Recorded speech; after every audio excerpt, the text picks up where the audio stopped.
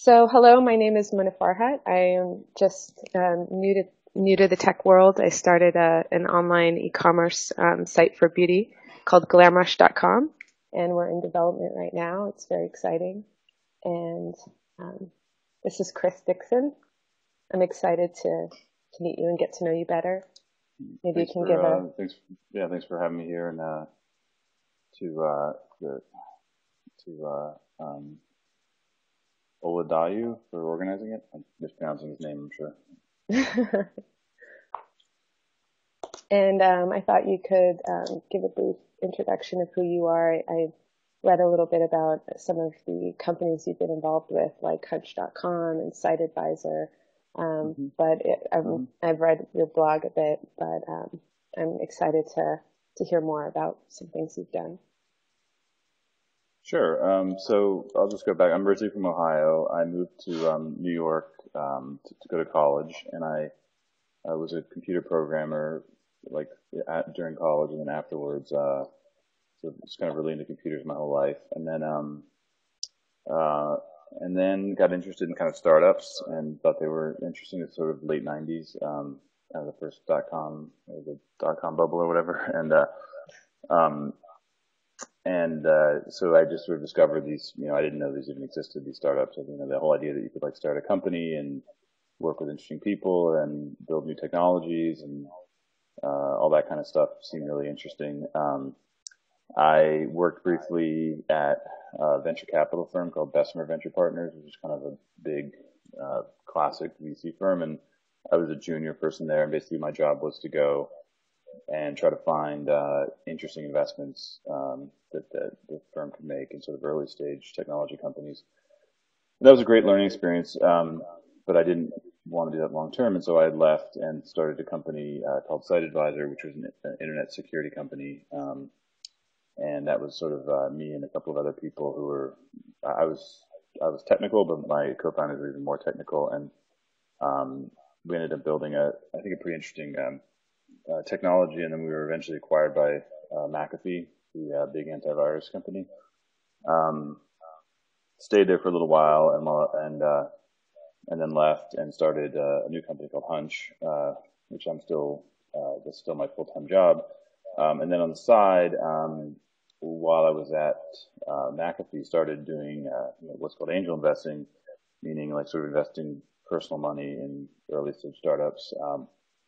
And then was doing it with a bunch of friends and decided to kind of get more systematic about it. And so we started a seed venture fund called Founder Collective, which is basically it's a venture fund that's all everyone involved are either current or lifetime entrepreneurs, and we invest at the very earliest stages of companies, often before they even have a product, and Hmm. uh, and that's sort of yeah, so that's kind of my story. And then I'm sort of in New York. I mean, I'm obviously in New York, and I'm involved in kind of the New York tech scene, and um, I blog a lot at cdixon.org. I tweet a lot at cdixon. I don't know. So it's kind of my story. Hmm. In terms of the New York tech scene, have you been out there since you first entered the tech world? Have you kind of Yeah, I've been here been for recruited out there? 15 years or something, and so it's been really refreshing to see. For the longest time, it was pretty lonely being into tech in New York. So sort of I can like imagine. the glamorous job was to be like an investment banker or something, and it's sort of nice now that there's a lot more Hmm. entrepreneurial kind of energy and technology stuff going on here. I didn't like, it wasn't like a strategy to live in New York. I just like New York and had been here and also like technology. And so it's sort of, for me, it's refreshing and a welcome change to see New York become kind of more of a tech center. Yeah. It's interesting because I grew up in Silicon Valley and I wonder in New York, what are some of the key differences in terms of both dynamic and some of the technology companies that you see in New York kind of bubbling up? Is there a difference hmm in technology and kind of the interactions between companies out there? Well, I think the kind of companies you see here, they tend to because New York has so many other big industries, so media, fashion, just sort of the arts in general. You have a lot of people who kind of have they sort of come at technology less from a pure technology point of view and more maybe from like, so for example, we're seeing a lot of fashion oriented startups or like, Mm. a company I'm an investor in called Kickstarter, that kind of, I think is a very New York company, it's all about, a new way to fund, creative projects. So sort of, and those founders didn't really come from like hardcore tech. They came kind of more from the creative side. I think, Mhm. one of the nice things that's happened on the internet is that, um, with all of the tools available, you can relatively cheaply and without having like hardcore programmers create a compelling website, which means it Mhm. sort of makes it more accessible to kind of to designers and sort of product people and kind of broadens the uh, scope of the of people that can start companies. And so I think Foursquare is here, for example. That's another kind of, it feels like a very urban product in the sense that New York's a city where you kind of you walk everywhere, where you sort of serendipitously bump into people. It's sort of a very natural kind of New York product. Yeah. Um, I think I think what are some other good, like Etsy is another interesting, it's out of Brooklyn. Oh, yeah. I Um, love Etsy. yeah, and so that's one I think also which uh, it's not sort of pure technology. It's not kind of it's not sort of things like you see out of California, things like Twitter where it's really like a pure communications tool. And I think things like Etsy are kind of Hmm. just much more of like a uh, something that's sort of following or creating a cultural kind of movement or something. So they have different. They do just seem to have Hmm. somewhat of a That's different interesting. flavor. Um, I like I'm a big fan of California tech companies. I go out there a lot, and a lot of our Hmm. investments are there. But it's nice to see some more variety. Yeah, that's funny. I did notice that out here because the company that I'm working on now, it's not new technology, but it's leveraging existing technology for a particular vertical in a unique Hmm. way. And it is interesting because out here, if you don't have new technology, it's very old, and Yeah.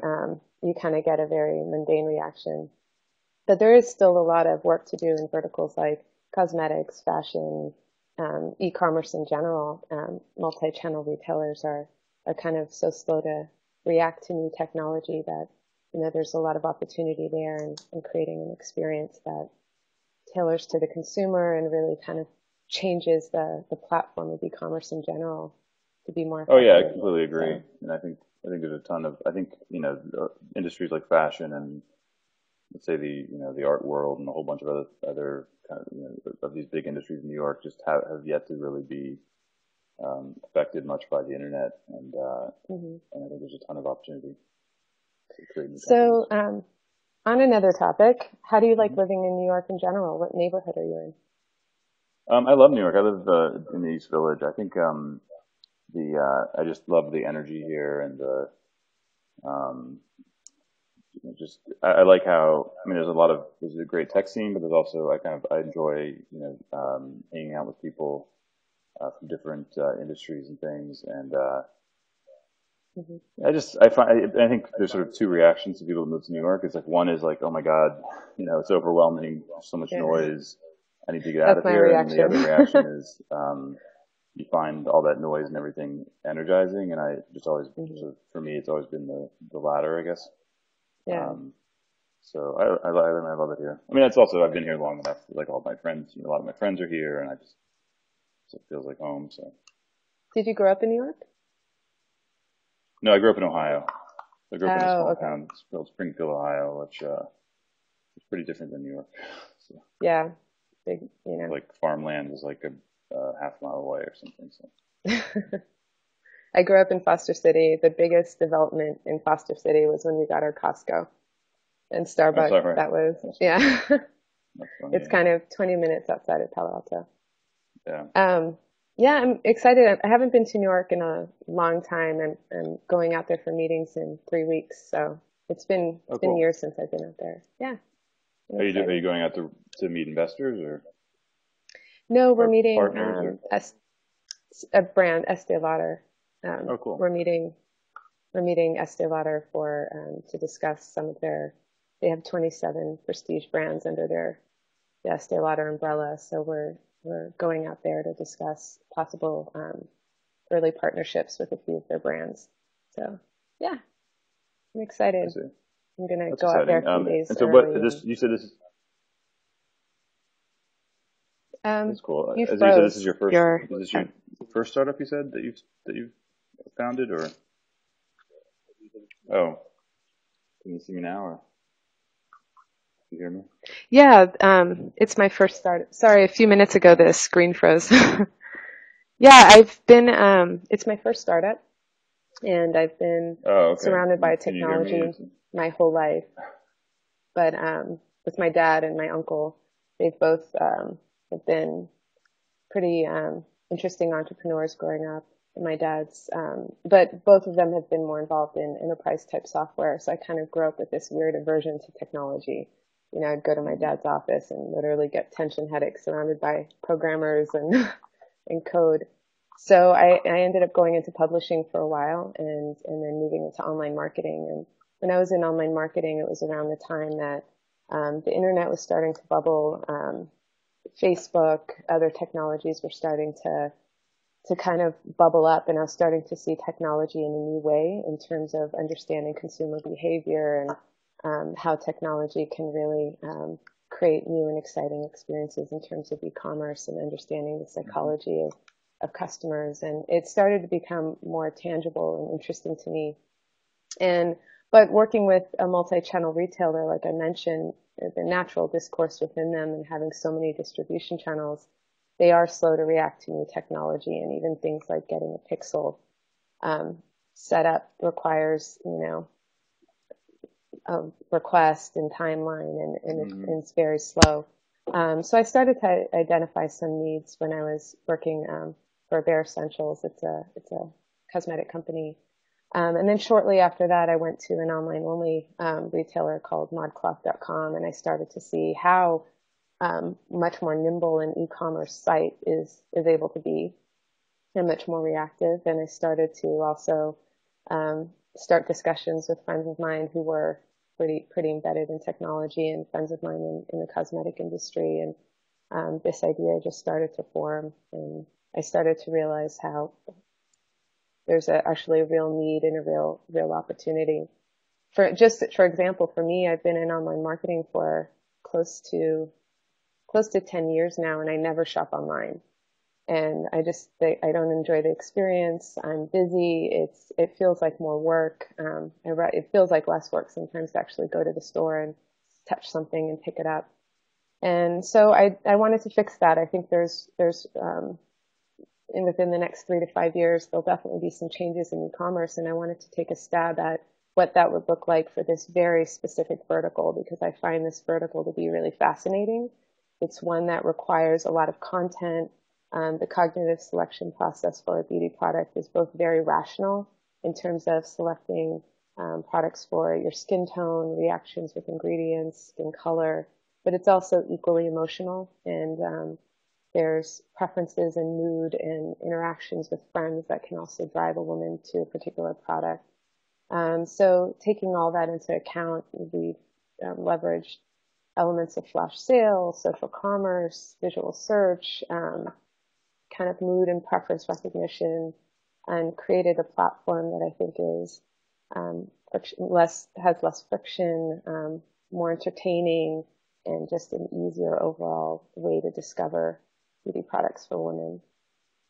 You But said, you the mentioned, most, I'm sorry. sorry, go ahead. I was gonna say you mentioned that you find shopping for like clothing online to be, um, I guess, an unpleasant experience. I'm curious, what do you think are the main things that need to change for someone like you to find it as easy or as satisfying as shopping offline? I think for me, the one thing for me is the way that content is presented. I think that, and maybe it's because of my background in publishing, I think telling a story around a product is really important. It's less important probably for fashion because the story is around kind of the visual attributes of the product. So I can look into kind of a list of different pieces of clothing, and I'm visually drawn into a scarf that is red versus a scarf that's blue. When it comes to beauty products, you're just really looking at product packaging, and there's a lot of innovation, and there's a lot of fun things happening within that bottle. And there's really a story for each product that gets lost on um, different platforms, because I think content isn't surfaced and displayed visually and easily for the consumer to absorb. So that's the one thing that's most important to me that doesn't really need technology to fix. But there's definitely ways that an algorithm or technology can really help fine tune the experience, and kind of cater and tailor the shopping experience for each woman, which similar to Hunch, I think Hunch is really interesting. Oh, well, thanks. Is that Um, is that how long has that been in existence? it's been public for a little over a year. We're doing a lot of things now, I think, to hopefully improve it, which are coming out very soon. So we found that so basically what Hunch is we have a lot of data and statistics to make predictions about what people might like, Hmm. and I think that we've mostly got the technology right, but I think some aspects of sort of, for example, um, we found a lot of people would come and use it and find that it worked, but then would forget to come back. Um, Mm. and sort of we lack kind of an engaging product, and so we're doing a lot of things where sort of like we're able to like kind of discover new fresh content that you would like and deliver it to you through, let's say, an RSS feed or email or wherever you prefer. So trying to make the site more engaging, and we're also working a lot on I think a pretty nice mobile app, and we also have a bunch of kind of partnerships that we've made with other websites to embed a lot of our sort of technology on their websites. So we have trying a bunch of different things. And the fundamental idea, though, is that it's kind of like the way that if you're familiar with like how Netflix makes predictions about how whether you like a movie, or the Amazon feature, if you like this, then you'll like this. It sort of hunches like that, but we try to kind of do it for a much broader set of things than just simply products or movies. Hmm. And part of our belief is that by doing it across domains, we're actually better at each domain. So we found that, for example, if you know somebody's political orientation, it turns out you can actually predict their restaurants much better. So liberals like sushi restaurants and conservatives like steakhouses. That's like a simplistic example, but when you kind of combine No, all I know this what you data mean. together you know we have this database now, sort of 50 billion correlations or whatever, and when you combine it all together, we find that it can make far better predictions for each area. So that's kind of the Rather than saying, oh, sorry. yeah, like so for Rather example, like rather than I saying think what restaurant do you like. yeah, I mean, so like people have tried to predict what restaurant you like by asking you what restaurants you currently like, and what we're trying to do is, so for example, what one thing you could do with like you could take someone who just bought a new iPad and has never downloaded an iPad app. This is what they call the cold start problem in recommendations, which is this person's never bought, they don't even know which iPad apps they would like, and so you can't go ask them which iPad apps they like and then recommend new ones. We're able to, for example, look at what music you've downloaded, let's say on iTunes, and make, I think, very good predictions about what iPad apps would like. So we're able to kind of take someone who's coming to a new domain they have no experience with, and provide good recommendations there, which is Hmm. it's kind of when you're most in need of recommendations is precisely when you know the least about what the domain you're working in, right? Yeah. So yeah, so I've been working on that for a long time, and we spent about a year before we launched working on the technology, and we're constantly improving the technology, and we think we have a very interesting kind of core technology. And so it's a little, I'm kind of a little bit contradicting what I said earlier about the New York, because we are in New York, and I think we're kind of, in a way, more of a California style company, in that we have a lot of emphasis on the technology. So yeah, it's a little, I'd say it's a more California style. company. But What drew you to this product or to this um, concept? well, I'd always been interested in, just when I was interested in like computer programming and the idea of sort of artificial intelligence was Hmm. interesting to me, and sort of making machines that could get smarter and eventually, think kind of. And what's happened in artificial intelligence is this area called machine learning, which is basically a whole kind of an area of academic research that focuses on taking sort of large data sets and having computers figure out, kind of information based on those things. Uh, Machine learning is going to be very, so for example, so it's going to be one of the most successful areas of artificial intelligence. For example, like at Google, when they build systems for translating from English to French or something. The way they'll do it in the old days, the way they tried to do it is they would feed in dictionaries of like, here's an English word and here's a French word, and then whenever it sees that English word, it translates it. It turns out that doesn't work very well because languages are so full of idioms and all sorts of other irregularities. So now instead, what they do is they sort of feed, um, let's say, 10,000 English novels and their 10,000 French counterpart translations into a big machine and let the machine figure out kind of whenever it sees this phrase in English, translated to this other phrase in French. Um, Hmm.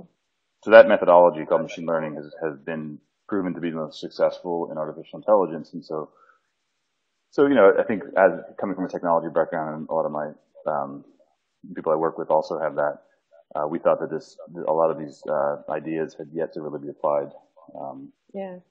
uh, correctly on the internet. And so that was kind of the original thesis. Yeah. That's fascinating, actually. I have a friend of mine, he's an AI engineer at the Stanford Research Institute, and he was telling me Mm-hmm. about some of the things. We were talking about trying to apply mood recognition on our Mm-hmm. platform, understanding not only her preferences, but her mood and tailoring the experience based on that. And he was telling me it's about some of the developments there. And one thing that I found that was so interesting was they're doing research around identifying a person's browser behavior and understanding levels of depression or, um, and kind of identifying their mood. I mean, it's drastic differences now in terms of depression or somebody who's happy or somebody who has um, other issues like MS based on and Mm-hmm. how they scroll over or use their mouse. But Hmm. anyway, I Yeah, just, it sounds like your friend has very similar interests to us. We have for example, our chief scientist is from the MIT Media Lab and teaches a course there called Computational Aesthetics, mm-hmm, which is all about very similar to detecting mood. And he actually wrote a really like it was for fun, but he wrote this kind of cool thing. This is called the Synesthetic Cookbook, and you type in your mood, and then it uses that to figure out what like recipes you might like. It's kind of that's so fun. interesting. Yeah, so that, like we have a lot of the people we have at our company are sort of, it sounds a lot like your friend. They're just sort of really into this kind of stuff um, Yeah. and doing, kind of like, yeah, mood analysis would definitely be one of them. There's a lot of people doing sort of things like trying to analyze emails or Twitter streams to try to like what they call sentiment analysis. Like, are you, are you saying that does my Twitter feed suggest that I like Microsoft or I dislike Microsoft or something? And so there's all sorts of interesting things like that Yeah. going on too. And like One that's thing, so one company yeah. that I thought was interesting, I don't remember the name of it. I think they're still in development, but um, they're developing some sort of software where you take a picture of yourself and then you catalog, let's say, 5 different expressions that you have, and then every time you go onto the site, you take a picture of yourself with your phone, and it'll recognize based on your facial expression what mood Oh, that's you cool. are. I hadn't Yeah. heard. What do you know the name of it? That sounds like something I'd be into. No, but we're talking to well, um, the investor who that's one of his companies. So I can put you in touch with. Yeah, I don't that just remember sounds the name of super the fun. company, but Yeah, I could put you in touch with the gentleman who was telling me yeah, about that that. sounds cool. Yeah, it was interesting. And also being as you enter a site, kind of identifying a color and based on that color, um, because you can sometimes correlate color to mood. But for me, I think Hmm. I'd always pick pink or something. Yeah, I don't know if it works for me. Yeah, I wonder if color really, yeah, if it denotes mood or just sort of your general taste. Yeah. Um, but I guess, yeah, probably in different moods you might have pick different. You know, it's funny, like, um, so there was this whole, I don't know if you've heard about the like the Netflix challenge, which was Netflix offered $1 million to researchers to try to come up with better algorithms for predicting what for predicting whether people would like how many stars they'd rate movies. But one of the interesting things that came out of it was that it turns out people are only consistent with themselves like 80, 90% of the time. In other words, like if today, if I show you a movie like some, drama or something, you might rate it 4 stars, and tomorrow, because you're in a bad mood, you might rate it 3 stars. Mm. And so people actually just sort of changed completely the way they rate things, which is one of the complications in all these kinds of systems, just based on their mood. Yeah. So maybe if if you know, your mood towards romantic comedies, let's say, might be dramatically affected by, how your The personal life is breakup. going or something. Yeah. Yeah.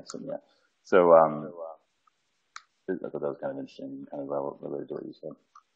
Yeah. Sleepless in Seattle would get like a 2 star on a bad Yeah. day. Probably has wide variance. Yeah. So I'm just interested, outside of the companies in your portfolio, what is the most interesting technology, or the company that you're most inspired by right now? Oh, wow. That's a good question. Hmm. I mean, I tend to be personally biased towards, I like stuff that's, ambitious and sort of pure technology. So, um, like right now I'm kind of into robot stuff. So Hmm. like this, and I do have 2 investments there, but also just beyond the stuff we've invested in, I think that's an area that's sort of, under invested in, under explored, and will be really important in the next 10 to 20 years. Hmm. Um, I'm interested in, I think stuff around online education.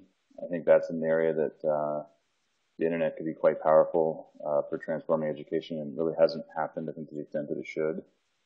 So, there's a bunch of companies trying to do stuff there, which I think is interesting. It's sort of, the internet should be the ultimate kind of, way to democratize education, and I think it's only beginning. So, um, I'm interested in, there's, all these, people doing things around, clean technologies, clean energy technologies rather. Hmm. It's a hard, I don't know, it's not an area that I have any expertise in, and it's an area that has been difficult, from an investor perspective. I think one of the problems is you're competing against, these giant oil companies that have endless resources, and so it's like a tough market, but I think it's an interesting one because, I think it's not only, is it important sort of societally, but also, uh, I think I think there'll just be I just expect in the next 30 years that it'll be an area of significant innovation. Um, so it's not an area I personally invest in because I just understand it, but, my background's in software, but I think it's interesting and important. Hmm. Similarly with like biotech, so, you have these companies, uh, mostly in California and Boston. That's something where New York is not very involved. But you have people that are, literally trying to cure cancer, Yeah. and come up with new drugs and things, and new methods for creating drugs. And I think that's an interesting, important area. I used to always kind of wish that I could come home and say that what'd you work on? I worked on, artificial intelligence machine. It would be kind of more satisfying to come home and say you worked on curing cancer. but, Yeah. so I think that's important and interesting. I just don't, it's not my area. I don't know anything about it, but I sort of Hmm. am a fan of it. Yeah. Well, So, it was interesting getting to know you. I don't know how long, um, how much more time that you have. I'm yeah, not I mean, I sure how should long probably run at some point, Okay. but if you have other questions, I'm happy to, answer them. Um, no, Okay. no, I don't. It's been great talking to you, Yeah. and Well, it's great likewise. meeting you. Thanks for your time, and good luck with your venture. Thank you very much. Take care. Okay. You too. Bye.